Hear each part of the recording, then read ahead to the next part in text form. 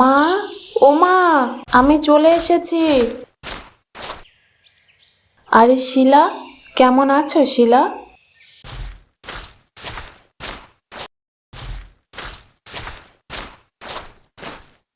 মা, ও মা, আর ওই বাড়িতে একদিনও থাকা যাবে না। আরে আমার মেয়ে, কি হয়েছে? ওই বাড়ির লোকজন কিচ্ছু বোঝে না, আমি তো ওদের কাছে থাকতেই পারবো না। কেন মা, আবার কি হলো তোর? জামাইয়ের সাথে ঝামেলা হয়েছে বুঝি? ওসব কথা পরে বলবো খুনিমা, আগে ঘরে চলো। এখন বলতে গেলে অনেক সময়, পরে বিশ্রাম নিয়ে সব কিছু খুলে বলবো। হ্যাঁ হ্যাঁ, তাই আয়, ঘরে চলে আয়।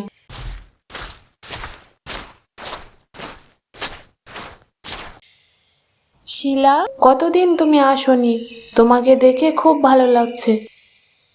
এক একজনের এক এক রকম আদিক্ষেতা, ঢং দেখলে আর বাঁচা যায় না। আরে আরে শিলা, অমন করছিস কেন? চল ঘরে চল, বুঝতে পারছি তোর মাথা এখন গরম আছে। বৌমা, তুমি ওর কথায় কিছু মনে করো না তো। ওর মাথাটা একটু গরম আছে, ওই জন্য অমন কথা বলছে। তুমি কিছু মনে করো না, চলো ঘরের দিকে চলো।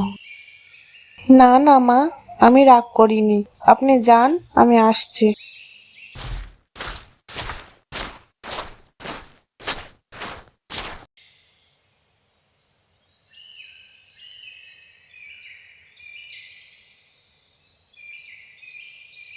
মা, তুমি কিন্তু ভাবিকে বড্ড বেশি মাথায় তুলে রাখছো। এত মাথায় তুলো না, তাহলে একদিন দেখবে মাথায় চেপে বসবে। এই আমি বলে দিলাম। না রে শিলা, তুই ওসব নিয়ে ভাবিস না তো। তোর ভাবি অনেক ভালো, ও আমাদের সংসারটাকে খুব যত্ন করে সামলায়।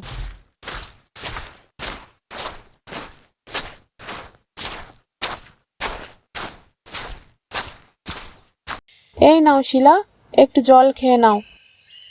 লাগবে না জল। আচ্ছা, তুমি বিশ্রাম নাও, আমি রান্না বান্না সেরে নি।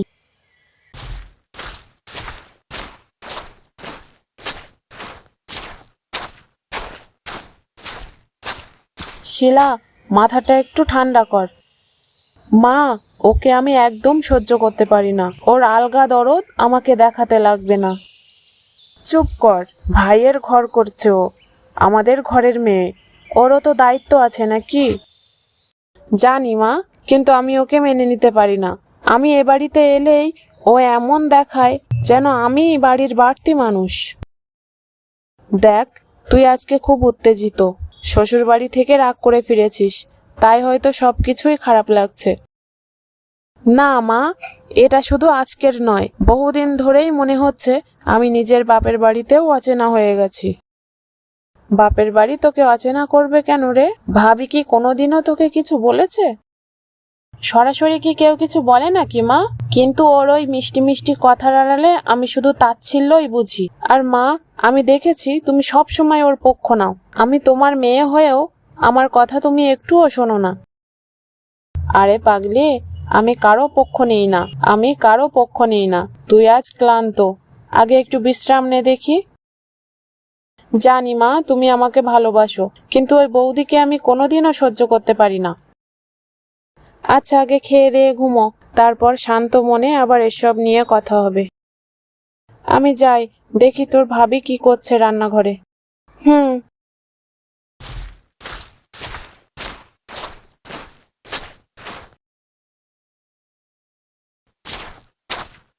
বৌমা, রান্না হয়ে গেছে? এই তো মা, হয়ে এসেছে। আমি কি কোনো সাহায্য করব? না মা, আপনি স্নান করে আসুন, আমার রান্না প্রায় হয়ে এসেছে।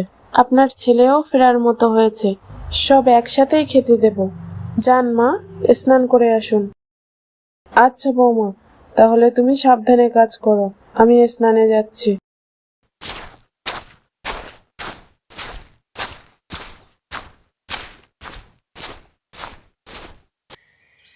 আহ, কি শান্তি! শ্বশুর বাড়িতে সারাদিন শুধু খাটুনিটাই নিয়েই ঝগড়া। দোষ শুধু আমারই, দোষ করলেও আমার দোষ, দোষ না করলেও আমার দোষ। যেন আমি কোনো দাসী, রোজ সকালবেলা উঠে কাজ না করলে আকাশ ভেঙে পড়বে। এখানে এসে অন্তত শ্বাস নিতে পারছি। ভাবির রান্নাঘর থেকে বেশ ভালোই গন্ধ আসছে। মনে হচ্ছে রান্নাটা খুব ভালো হবে। শ্বশুর বাড়িতে গেলে তো শুধু টেনশন আর টেনশন। কি বলবে, কি করবে, কে কেমন চোখে দেখবে। আর যদি আমার বাবা বেঁচে থাকতো কতই না ভালো হতো। বাবা থাকলে হয়তো এত ঝামেলা হতো না। শ্বশুর বাড়ির লোকজন একবারও ভাবে না আমি কেমন আছি। এত অপমানও সহ্য করতে হতো না। বাবার অভাবটা যে কেমন লাগে তা শুধু আমিই জানি। এখানে বাপের বাড়িতে এসে অন্তত একটু শান্তি পাচ্ছি। কিন্তু ভাবির মুখটা দেখলেই আমার মাথা গরম হয়ে যায়। যতই হেসে কথা বলুক, ভেতরে ভেতরে যেন সবকিছুর খবরদারি করে। মনে হয় আমার ছোটখাটো ব্যাপারেও যেন উনি কেমন কটাক্ষ করে। আমি জানি এই সংসারটা ওই সামলাচ্ছে, কিন্তু তাই বলে কি আমাকে তুচ্ছ জ্ঞান দেবে? সবসময় মনে হয় আমি যেন ওর চোখের বাড়তি একজন। বাবা থাকলে আমাকে অন্তত কেউ একজন বুঝতো। বাবার কাছে সব বলতাম, আর তিনি হেসে বলতেন, মন খারাপ করিস না মা, আমি আছি তো। সেই কথাগুলো কত মনে পড়ছে এখন। ভাবি যতই ভালো হতে চাক, আমি পারি না ওকে মানতে। হয়তো আমারই ভুল।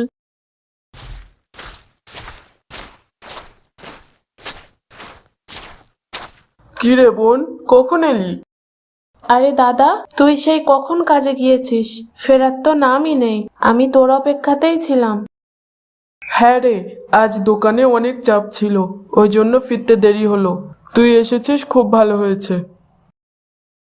আয় দাদা, বস। তো বলি, তোর শ্বশুর বাড়িতে সব ভালো আছে তো? বাদ দে তো আমার শ্বশুর বাড়ির কথা। আমার শ্বশুর বাড়ির লোকজনেরা খুব খারাপ। কথায় কথায় শুধু আমাকে কথা শোনায়। আমি ভেবেছি আজ যাব না। তাই বললে হয় রে বোন, ওটা তোর সংসার, একটু মানিয়ে গুছিয়ে তো নিতে হবে। না দাদা, আমি আর মানাতে গোছাতে পারছি না। তুই যদি আমাকে এখানে থাকতে দিস তাহলে আমি থাকবো, আর যদি মনে করিস আমি তোদের বোঝা, তাহলে যেদিকে দু চোখ যায় আমি চলে যাচ্ছি।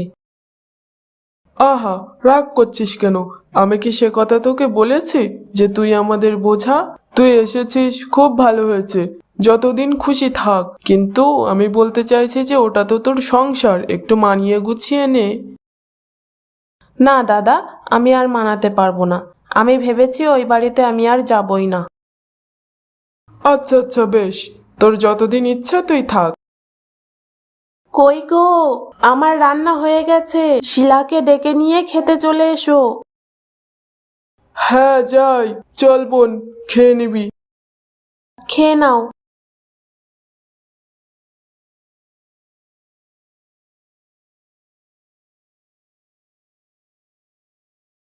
হা খাক, থু থু।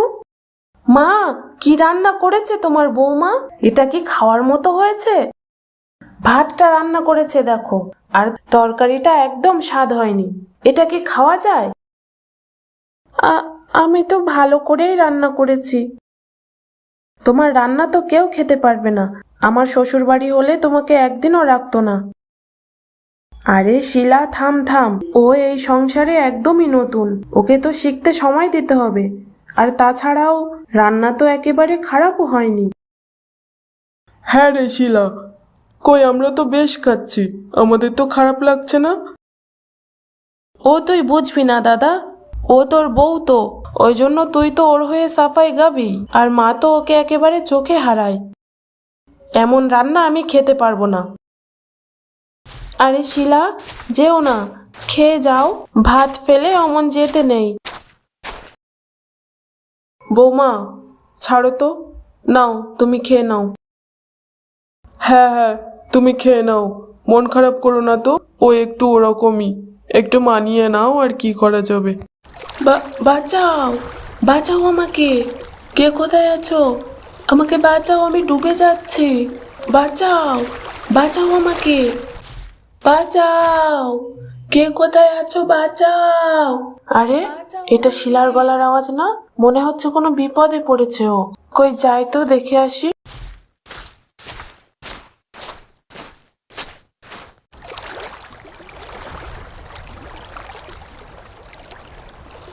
এ কি, শিলা তো ডুবে যাচ্ছে।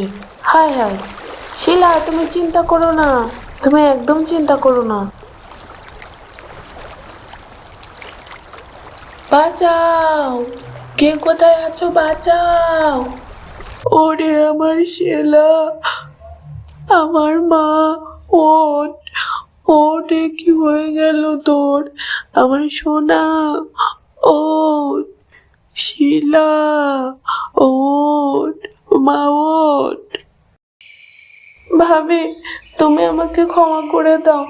আমি তোমার সাথে যে অন্যায়গুলো করেছি আমাকে ক্ষমা করে দাও।